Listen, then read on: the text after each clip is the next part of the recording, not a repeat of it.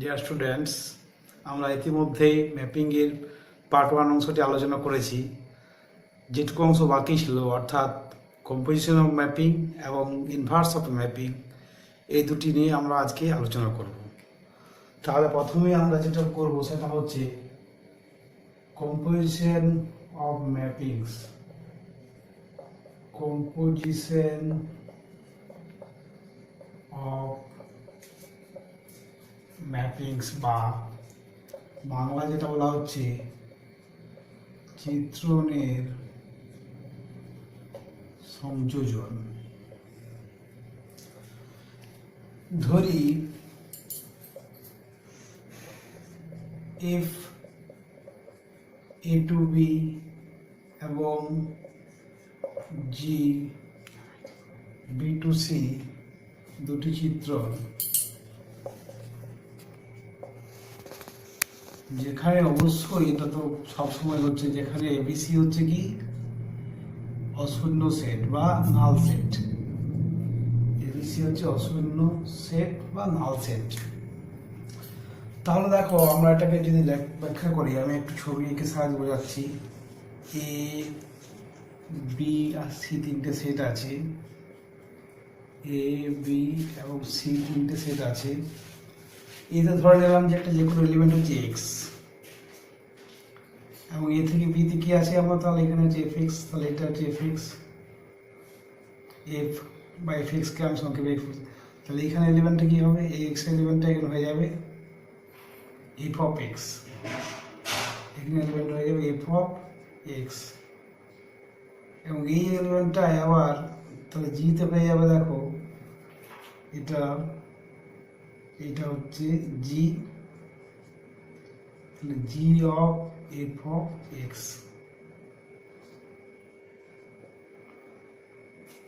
তাহলে এখানে হলো এফ অফ এক্স, এটা হলো জি এফ অফ এক্স, এটা হচ্ছে ভিজি।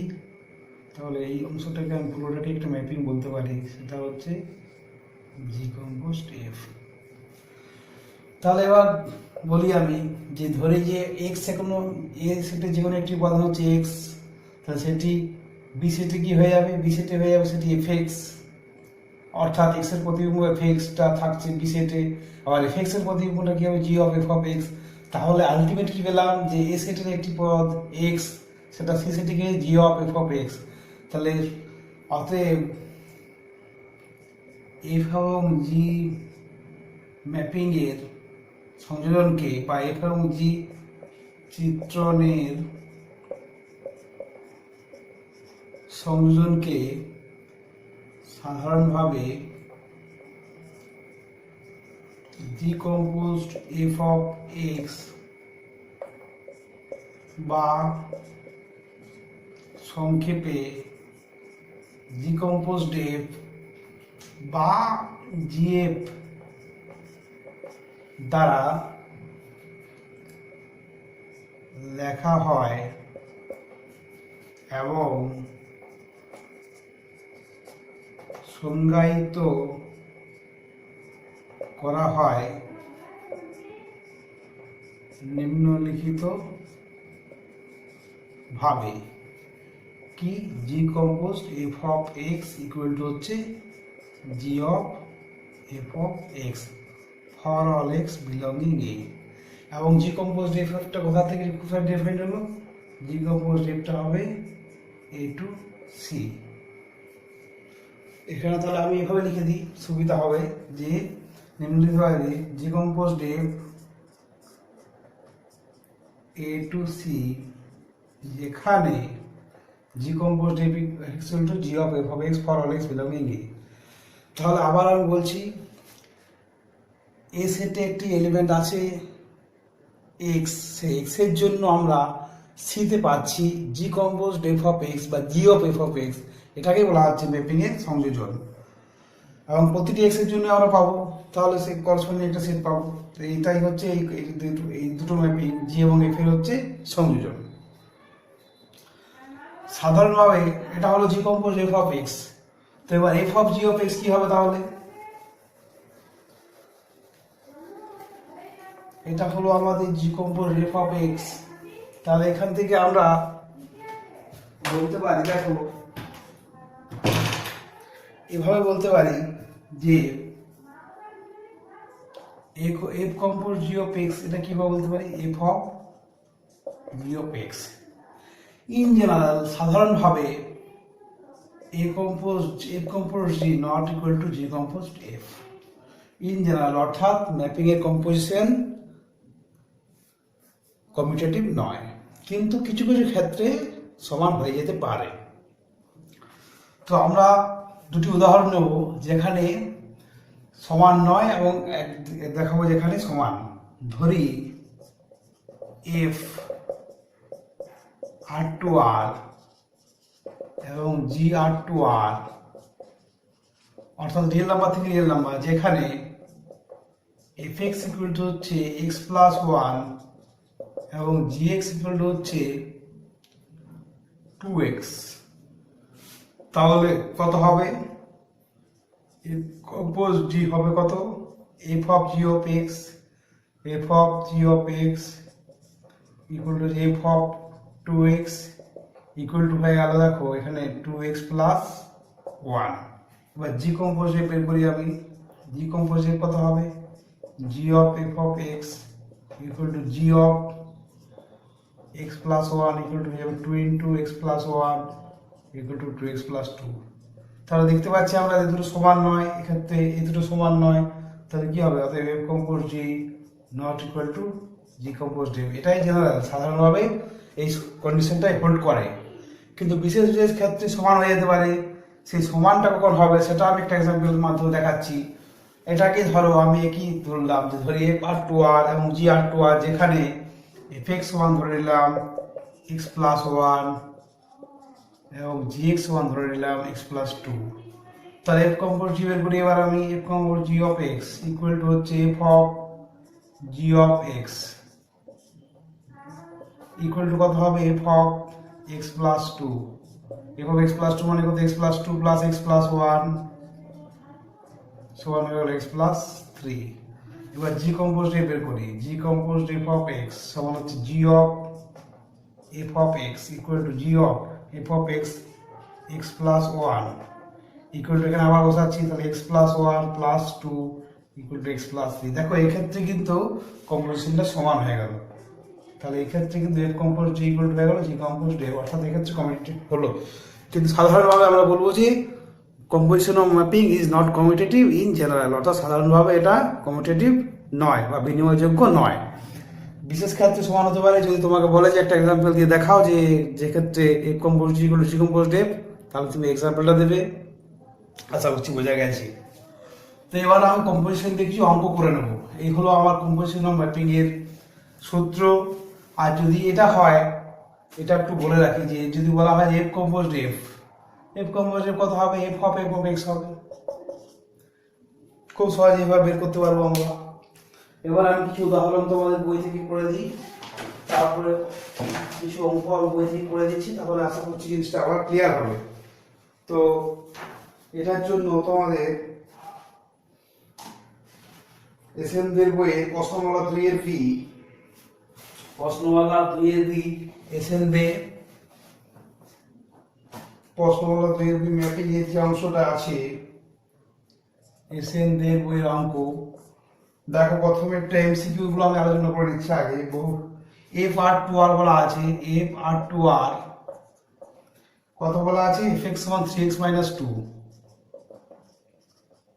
তোমাকে বের করতে বলেছি। তাহলে এফ কম্পোজ এফ, অবশ্যই আটটা হচ্ছে বাস্তব সংখ্যা সেট, তাহলে f compose f of extra বের করতে বলেছে, F compose f of x এটা বের করতে বলেছে। তাহলে আমি এখন শিখলাম যে f compose f of x সমান কত, F of x equal to হচ্ছে এফ অফ 3x মাইনাস 2, তাহলে x এর জায়গায় 3x মাইনাস 2 বসবে, তার মানে হয়ে গেল x into 3x minus 2 minus 2 equal to হয়ে গেল 9x minus 6 minus 2 equal to হয়ে গেল 9x মাইনাস 8। তোমাদের বইয়ে যে অপশনটা দেওয়া আছে অপশন সি, সেটি হবে রাইট। আশা করছি বোঝা গেছে। নেক্সট কোশ্চেন আমি আরো একটি আলোচনা করে দিই, সেটা হচ্ছে পরের কোশ্চেনটি 2 নম্বর কোশ্চেন। 2 নম্বর কোশ্চেন কি বলা হয়েছে, ওই আবার F of F R to R define করা আছে, জি আর টু আর ডিফাইন করা আছে। এফ এক্স ওয়ান হচ্ছে কস এক্স, আর জি এক্স ওয়ান বলা আছে এক্স স্কোয়ার। তাহলে তোমাকে কি বের করতে বলেছে? F compose g of x বের করতে বলেছে। তাহলে f compose g of x বের করতে বলেছে, সমান কত হয়? F of g of x equal to f of X square equal to কত হবে? তাহলে F of X square, F x সমান কস এক্স, তাহলে এফ অফ এক্স স্কোয়ার সমান যাবে কস অফ এক্স স্কোয়ার। তোমাদের এই যে অপশনগুলো আছে তার মধ্যে বি অপশনটি হবে রাইট। এইভাবে সিমিলার ওয়েতে তোমরা করতে পারবে, এগুলো নিয়ে খুব একটা সমস্যা নেই। যদি কোনো একটা পার্টিকুলার কোনো একটা বিন্দু বলে দেয় বা পয়েন্ট বলে দেয়, তাহলে কি করবো আমরা? সেই জায়গায় এক্স এর পরিবর্তে মানটা বসিয়ে দেবো। যেমন এফ কম্পোজ জি অফ যদি আমরা পাই, তাহলে এখানে পাই বসিয়ে দেবো এক্স এর পরিবর্তে, তাহলে উত্তর হয়ে যাবে। এভাবে বাকিগুলো করা যাবে। এবার আমি চলে আসছি একটু বড় কোশ্চেনে। সংক্ষিপ্ত অতি সংক্ষিপ্ত উত্তরধর্মী কোশ্চেনে আছে তোমাদের। অতি সংক্ষিপ্ত উত্তরধর্মী কোশ্চেনে 5-টা কি বলা হয়েছে? এফ বলা হয়েছে আর টু আর ডিফাইন করা আছে, আর জিও আর টু আর বলা আছে, অর্থাৎ রিয়েল নাম্বার থেকে রিয়েল নাম্বারে, বাস্তব সংখ্যা থেকে বাস্তব সংখ্যায় কি বলা আছে? এফ এক্স সমান আছে সাইন এক্স, আর জি এক্স সমান এক্স স্কোয়ার। তোমাকে দেখাতে হবে যে f compose g not equal to g compose f. তাহলে জি কম্পোজ এফ প্রথমে বের করে নিই আমি। G compose f of x compose f বলছি ইকুয়াল টু কত হয়? G of F of x equal to G of F of x মানে জি অফ সাইন এক্স হয়ে গেল। এক্স এর জায়গায় এফ এক্স এর জায়গায় সাইন এক্স বসিয়ে দিলাম। সাইন এক্স ইকুয়াল টু কি হবে? সাইন এক্স তার হোল স্কোয়ার ইকুয়াল টু, তুমি এটা সাইন স্কোয়ার এক্স বলতে পারো, অসুবিধা কিছু নেই। সাইন এক্স তার হোল স্কোয়ার মানে সাইন স্কোয়ার এক্স হয়। এবার এফ কম্পোজ জি বের করে নিচ্ছি, সমান কত হয়? F of g of x. তাহলে এফ অফ জি এক্স এর মানটা বসাই, মানে এক্স স্কোয়ার হয়ে গেল ইকুয়াল টু হয়ে গেল সাইন অফ এক্স স্কোয়ার। দেখো যেহেতু সাইন স্কোয়ার এক্স আর সাইন অফ এক্স স্কোয়ার সমান নয়, এই দুটো সমান নয়, অতএব আমি কি বলতে পারি? G compose f not equal to f compose g for all x belonging R, অর্থাৎ রিয়েল নাম্বারের জন্য এটা সত্যি হবে না। বোঝা গেছে? নেক্সট আমি চলে আসছি পরবর্তী কোশ্চেনে। সেটি হচ্ছে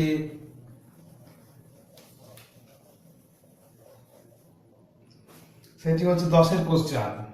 10-এর কোশ্চেন কি বলেছে দেখে নিই আমি। এফ বলা হচ্ছে আর টু আর, রিয়েল নাম্বার থেকে রিয়েল নাম্বারের চিত্রটি সংজ্ঞায়িত, আর এফ এক্স ওয়ান বলা আছে এক্স প্লাস ওয়ান। কি বের করতে হবে?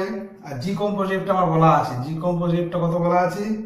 জি compose f of x one বলা আছে x square plus 3x plus 3। তাহলে দেখো আমরা g compose f of x one আমি কত লিখতে পারি?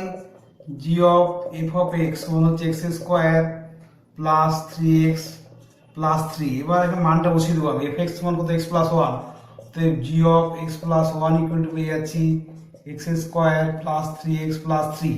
এবার একটা আমার কায়দা করতে হবে, সেটি হচ্ছে আমি এক্স প্লাস ওয়ানকে ওয়াই ধরে নিচ্ছি। ধরি X plus one equal to Y, therefore X equal to কত হবে? Y minus one. তাহলে এখানে পেয়ে গেলাম আমি, দেখো জি অফ এক্স প্লাস ওয়ানের জায়গায় ওয়াই বসবে, তাহলে জি অফ ওয়াই ইকুয়াল টু পেয়ে যাচ্ছে আমি এক্স এর জায়গায় কত হবে? Y minus one. তাহলে ওয়াই মাইনাস ওয়ানের whole square plus 3 into Y minus one plus 3 equal to কত হবে? এবার ভেঙে নিই আমি। Y square minus 2y plus one plus 3y minus 3 plus 3।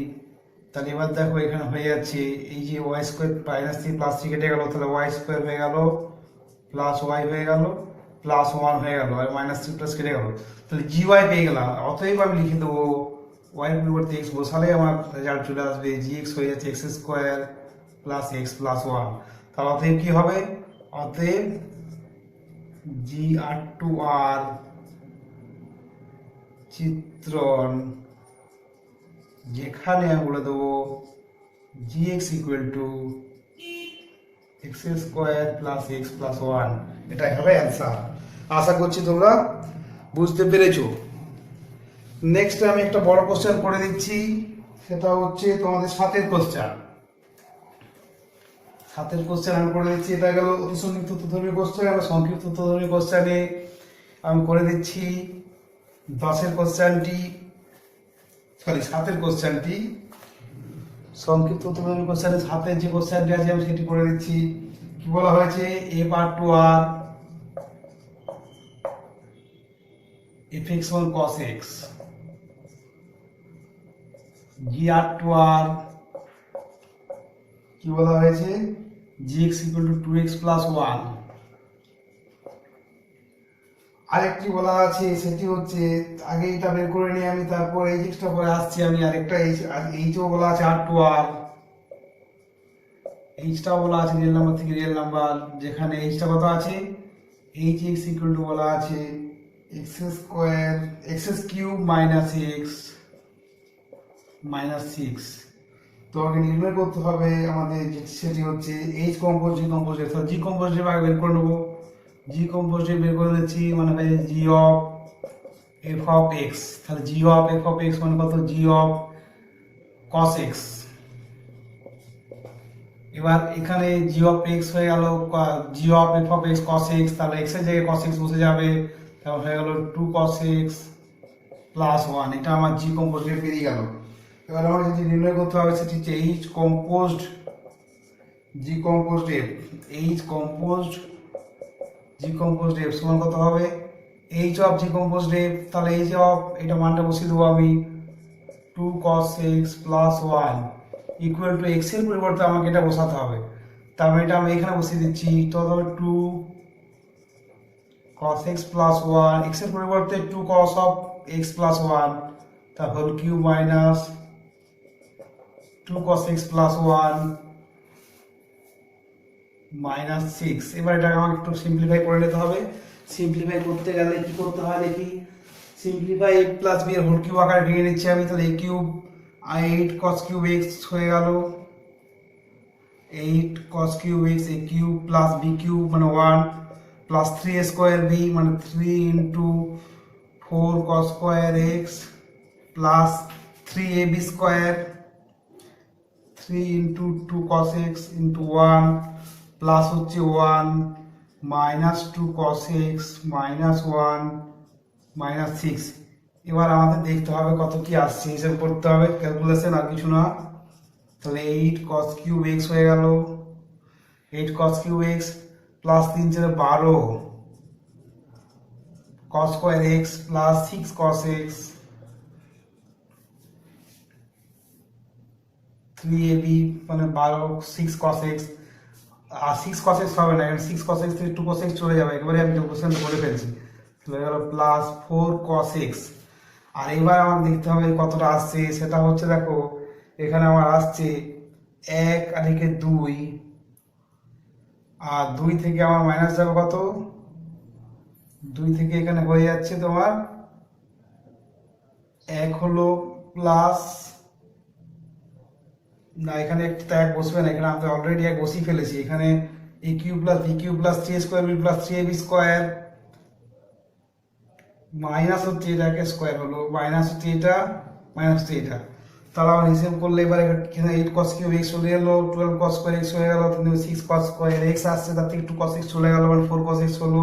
তাহলে এই 1 ক্যান্সেল হয়ে গেল, তাহলে এটা হয়ে যাচ্ছে আমার দেখো এটা হয়ে যাচ্ছে মাইনাস 6 থাকছে, তাই তো। এখানে যেটা হয়ে যাচ্ছে এই 1 চলে যাচ্ছে ক্যান্সেল হয়ে যাচ্ছে, তাহলে শুধু পড়ে থাকছে আমার -6। এটাই হয়ে গেল অ্যান্সার। তাহলে এটা হয়ে গেল h compose g composite for all x belonging R, এটা লিখে নিতে হবে for all x belonging R. এই অংশটি আমার হয়ে গেল। এরপরে নেক্সট আমাকে যেটি করতে হবে সেটি হচ্ছে এবার এখানে পরিবর্তে একটি মান বসিয়ে দিতে হবে। কত মান বসাতে বলেছে? বলা হয় π/3, এখানে π/3 বসিয়ে দেবো, তাহলে উত্তর হয়ে যাবে। H compose g compose of x বেরোলো, h compose g compose f of x বেরিয়েছিল, আমাকে π/3 বসিয়ে দিতে হবে। তাহলে এখানে এক্স এর পরিবর্তে π/3 বসিয়ে দিতে হবে। তাহলে 8 cos cube π/3 plus 12 cos square π/3 plus 4 cos π/3 minus 6। এবার মানটা বের করলে যেটা আসবে উত্তর সেটি আমার উত্তর হবে। দেখে নিচ্ছি আমার কত হচ্ছে উত্তরটি। 8 cos কিউব হচ্ছে π/3, cos কিউব π/3 মান হচ্ছে কত? হাফ এর কিউব প্লাস হচ্ছে 12 cos স্কয়ার π/3 মান হচ্ছে হাফ এর square plus 4 into half minus 6 সমান কত আসছে দেখো এখানে 4 8 মানে এটা 1 হয়ে গেল, এটা 4 মানে 3 হয়ে গেল, এটা হয়ে গেল 4, এটা হয়ে গেল, এটা হচ্ছে কত 12 থেকে তোমার 4 বাদ দাও মানে 3, এটা 2 হবে, সরি তাহলে 3 2 5 রেখে 6 থেকে 6 বাদ দিলে হলো 0, এটি হলো অ্যান্সার। আশা করছি বুঝতে পেরেছো। তো এরপরে আমাদের যে অংশটুকু বাকি আছে, তো আমরা যে অংশটা আলোচনা করছিলাম বাকিগুলো তোমরা আশা করছি বেড়ে যাবে। তো আমাদের শেষ অংশ যেটুকু বাকি আছে সেটা হচ্ছে ইনভার্স অফ ম্যাপিং, অর্থাৎ বিপরীত চিত্রণ, যেটা ইনভার্স অফ এ ম্যাপিং, বা আমরা বলছিলাম যে বিপরীত চিত্রণ। বিপরীত চিত্রণ বিপরীত চিত্রণ শুরু করার আগে প্রথমেই একটি কথা বলতে হবে যে একটি চিত্রণে বিপরীত চিত্রণের অস্তিত্ব থাকবে তখনই যদি ম্যাপিংটি হয় বাইজেক্টিভ ম্যাপিং, অর্থাৎ 1 1 হবে, 1 1 হবে এবং উপরি চিত্রণ হবে। এই দুটো কন্ডিশন হোল্ড করলেই তার বিপরীত চিত্রণ থাকবে। এই দুটি অর্থাৎ বাইজেক্টিভ ম্যাপিং যদি না হয় তাহলে তার ইনভার্সের অস্তিত্ব থাকবে না। তো আমরা তাহলে ইনভার্স বলি কিভাবে ডিফাইন করব, যে এফ এ টু বি একটি বাইজেক্টিভ ম্যাপিং। ধরি এফ এ টু বি একটি বাইজেক্টিভ চিত্রণ বা বাইজেক্টিভ ম্যাপিং বা এক এক উপরি চিত্রণ, যেখানে অবশ্যই কি হবে, এই বিটি হচ্ছে কি অবশ্যই অশূন্য সেট। তাহলে ইনভার্স ম্যাপিং বা ম্যাপিং এর এফ এর বিপরীত ম্যাপিং চিত্রণকে আমরা এফ ইনভার্স দ্বারা লিখব এবং এটা সংজ্ঞায়িত করবো এভাবে, এফ ইনভার্সটা হবে বি টু ই, যেখানে হবে এক্স ইকুয়াল টু হবে এফ ইনভার্স ওয়াই। অর্থাৎ কি হলো দেখো, এখান থেকে এবার জিনিসটি ক্লিয়ার করে যাবি তাহলে, যে আমরা পাচ্ছিলাম কি এফ এ টু বি ক্ষেত্রে কি হচ্ছিল, Y equal to F X হচ্ছিল, অর্থাৎ এক্স এ সেটের প্রতিটি এলিমেন্ট এক্স এর জন্য ওয়াই সেটে আমরা পাচ্ছিলাম কি ওয়াই, এবং উল্টোটা হবে বি সেটের প্রতিটি এলিমেন্ট ওয়াই এর জন্য আমরা পাবো এক্স এ সেটের এলিমেন্ট পাবো এক্স। অর্থাৎ ডিফাইন করলে এভাবে বলা যেতে পারে যে বি সেটের প্রতিটি পদকে এ সেটের একটি পদ নির্দিষ্ট পদ এক্স এর সঙ্গে সংযুক্ত করে তাকে বলা হচ্ছে বিপরীত চিত্রণ। এবং এটা হবে কি y equal to F x হবে, সেখান থেকে হবে x equal to f inverse y. অর্থাৎ y equal to F x হলে এখান থেকে আমরা বলবো যে এক্স ইকুয়াল টু হবে f inverse y for all x belonging A, আর ওয়াই বিলংস টু হবে কি, ওয়াই বিলংস টু হবে বি। এটাই হচ্ছে বিপরীত চিত্রণ। কিন্তু একটি ম্যাপিং এ আবার বলছি আমি গুরুত্বপূর্ণ জিনিস, একটি ম্যাপিং এর ইনভার্স ম্যাপিং এর এক্সিস্টেন্স থাকবে যদি অবশ্যই হয় ম্যাপিংটি বাইজেক্টিভ ম্যাপিং, অর্থাৎ 1 1 হবে এবং 1 2 হবে, অর্থাৎ 1 1 এবং উপরি চিত্রণ। এইটি হোল্ড করলেই আমরা বিপরীত চিত্রণের অস্তিত্ব থাকবে। তো চলো তাহলে এবার আমরা অঙ্ক করতে শুরু করি। আর যদি কোনো একটা এলিমেন্টের বিপরীত এলিমেন্ট নির্ণয় করতে বলে, অর্থাৎ একটা উপাদানের বিপরীত উপাদান নির্ণয় করতে বলে, তাহলে আমরা আগে এফ ইনভার্স এক্স বের করে নেবো, এক্স এর জায়গায় মান বসিয়ে দেবো, তাহলে আমার উত্তর চলে আসবে। তাহলে এবার অঙ্ক করে আমরা পাতা হচ্ছে, এবং এখানে আরেকটা জিনিস মনে রাখা দরকার, সেটা হচ্ছে এই জিনিসটা আমাদের খুব গুরুত্বপূর্ণ জিনিস, যে এফ কম্পোজ জি ইনভার্স হবে জি ইনভার্স কম্পোজ এফ ইনভার্স, এই সূত্রটিও আমাদের মনে রাখতে হবে সাথে সাথে।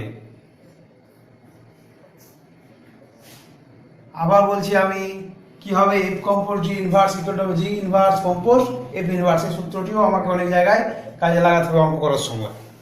তো এবার আমরা তাহলে অনুশীলনী শুরু করি। দেখি অনুশীলনীতে কত আছে। অনুশীলনী চিত্রের শেষ অংশ, অর্থাৎ প্রশ্নমালা 2C এসএনদের বই, আবার এসএনদের বই বলছি আমি। প্রথম কোশ্চেন বলা আছে দেখো, F R to R MCQ, F বলা আছে আর টু আর, এফ এক্স সমান ডিফাইন করা আছে 2x স্কয়ার দ্বারা। তোমাকে নির্ণয় করতে বলা হয়েছে যে আমাদের সেটা হচ্ছে এফ ইনভার্স 32। তাহলে এফ ইনভার্স 32 ইকুয়াল টু আমাকে নির্ণয় করতে হবে। তাহলে আমি একটু আগেই বলছিলাম যে এফ এক্স সমান যদি আমি ওয়াই ধরে নিই, তাহলে ওয়াই মানে এখানে 32 আছে, তাহলে এফ এক্স এর মানটা আমি বসাচ্ছি 2x স্কয়ার ইকুয়াল টু 32 और x square equal to 16, that is x equal to হয়ে গেল প্লাস মাইনাস 4, তাহলে ইনভার্স 32 হয়ে গেল 4 মাইনাস 4, এটাই হলো উত্তর। তাহলে তোমার দেখো যে অপশনটা দেওয়া আছে তাতে আমার এই অপশন যেটি দেওয়া আছে বইয়ে সেটি হবে উত্তর। নেক্সট আমি যেটা বলে দিই সেটা ডেফিনেশন থেকে একদম সরাসরি চলে আসছে যে একটি চিত্রণ এফ এ টু বি এর বিপরীত চিত্র নির্ণয় করা যাবে যদি এফ ইনভার্স থাকে, তো এফ যে ধরনের চিত্রণ হবে তা হলো বাইজেক্টিভ অর্থাৎ সি। দুইয়েরটা উত্তর হবে তাহলে সি বাইজেক্টিভ। এটা খুব ইম্পর্টেন্ট জিনিস, এটা মনে রাখতেই হবে। এরপর আমরা চলে যাচ্ছি কিভাবে অঙ্কগুলো করা যায়, সেটি হচ্ছে সংক্ষিপ্ত অতি সংক্ষিপ্ত উত্তরধর্মী কোশ্চেনে আমি 8এর কোশ্চেন একটি করে দিচ্ছি। অতি সংক্ষিপ্ত উত্তরধর্মী কোশ্চেন 8এর কোশ্চেন, বাকিগুলো সিমিলার ভাবে হয়ে যাবে। ভালো করে আগে ডেফিনেশন জিনিসটি ক্লিয়ার করতে হবে, তাহলে বাকিটা হয়ে যাবে। তো 8এ কি বলেছে আমি দেখে নিই। বলছে X kilo belonging Q F Q to Q define করেছে, এফ কিউ টু কিউ অর্থাৎ রেশনাল নাম্বার থেকে রেশনাল নাম্বার, মূলদ সংখ্যা থেকে মূলদ সংখ্যা।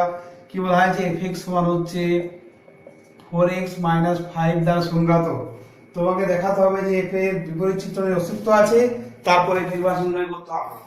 তার প্রথমে আমাকে দেখাতে হবে যে এফ ইনভার্সের রেজিস্ট্যান্স আছে, তার মানে আমাকে কি প্রমাণ করতে হবে যে এফ চিত্রণটি হচ্ছে বাইজেক্টিভ চিত্রণ, অর্থাৎ এফ ম্যাপিংটি হচ্ছে বাইজেক্টিভ ম্যাপিং, সেটি আমাকে আগে প্রথমে প্রমাণ করতে হবে। তাহলে আমি প্রথমে প্রমাণ করি কি কি 1 1 প্রমাণ করব। প্রথমে এক এক করব 1 1 ম্যাপিং প্রমাণ করব। এফটা 1 1 প্রমাণ করতে গেলে কি করতে হবে, ধরি fx1 সমান fx2, যেখানে x1, x2 হচ্ছে অবশ্যই রেশনাল নাম্বার বা মূলদ সংখ্যা। অতএব fx1 সমান x2 কত পেয়ে গেলাম 4x1 5 ইকুয়াল টু 4x2 5। আর দেখো এখান থেকে আমি খুব সহজেই বলতে পারছি x1 ইকুয়াল টু x2।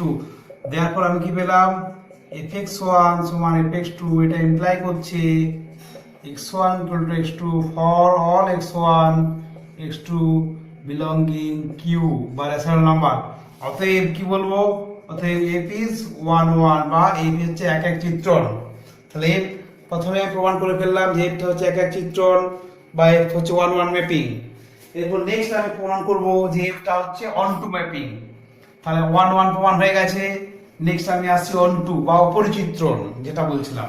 তাহলে এক এক হয়ে গেছে, অন টু এবার প্রমাণ করব। তাহলে ধরি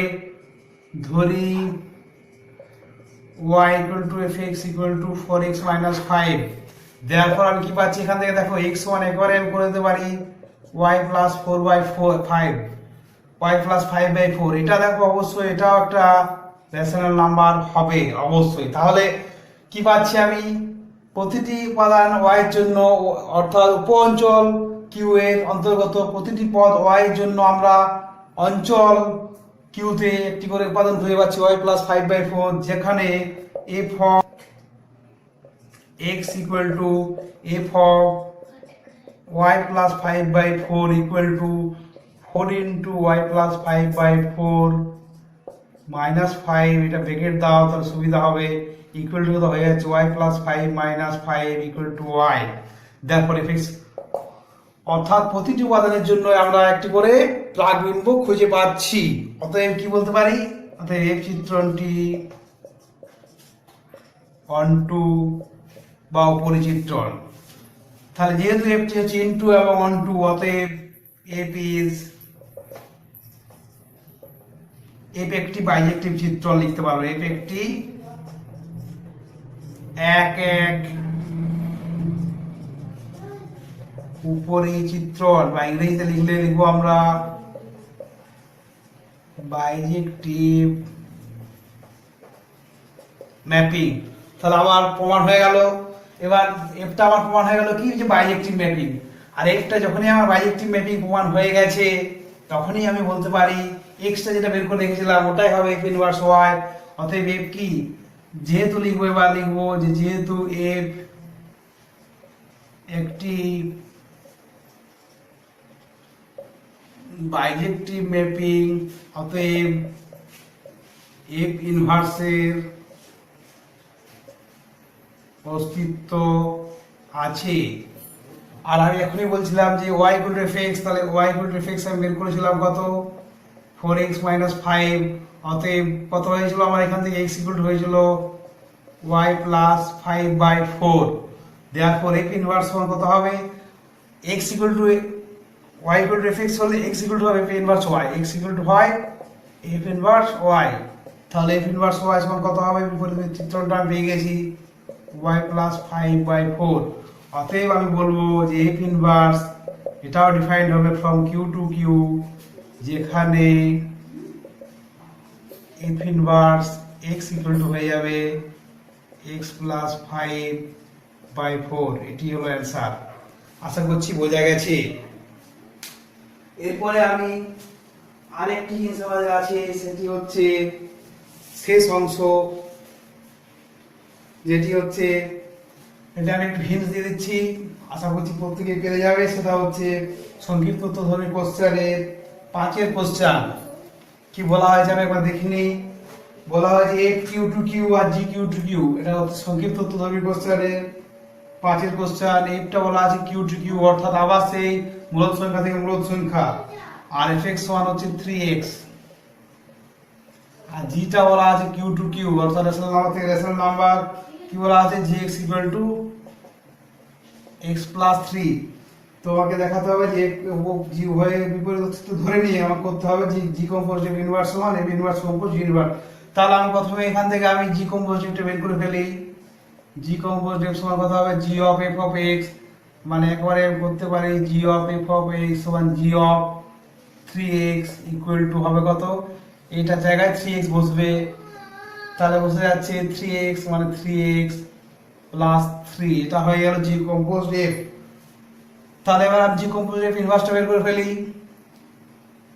এটাকে আমি যদি y ধরে নিই, তাহলে অতএব কত পাবো এখান থেকে, এটাকে y ধরেই, তাহলে কত পাচ্ছি এখান থেকে, অতএব x ইকুয়াল টু পেয়ে যাচ্ছে আমি দেখো y মাইনাস 3/3।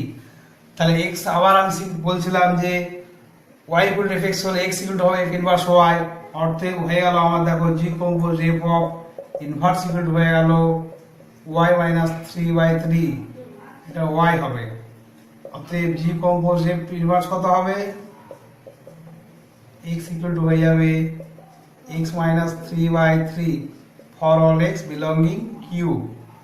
এটা আমরা বের করে ফেললাম, জি কম্পোজ f বের করে ফেললাম। এবার আমাকে কি বের করতে হবে, f ইনভার্স আর g ইনভার্স বের করতে হবে।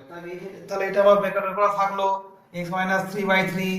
এবার আমাকে বের করতে হবে fx আছে, তাহলে y ইকুয়াল টু fx ধরে নিই আমি, y ইকুয়াল টু fx সমান হচ্ছে x 3x, তারপর x ইকুয়াল টু হবে y/3।